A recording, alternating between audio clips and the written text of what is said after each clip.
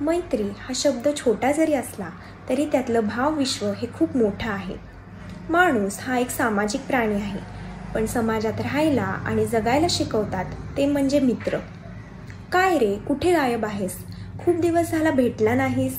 कामात इतका व्यस्त आहे का? असा एक मेसेज जरी मित्राकडून आला तरी सगळा थकवा नाहीसा होतो. कारण मैत्री हे फक्त बोलणं नाही तर मन मोकळं करणं असतं. मित्र कुठलाही वयाचे असो, आपल्याला खूप काही शिकून जातात.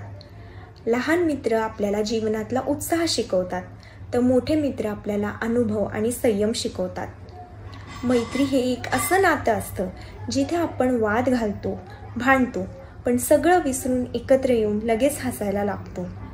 शाळा, कॉलेज आपल्याला डिग्री देतात, पण जीवनाचा खरा अर्थ हे आपल्याला मित्र देतात.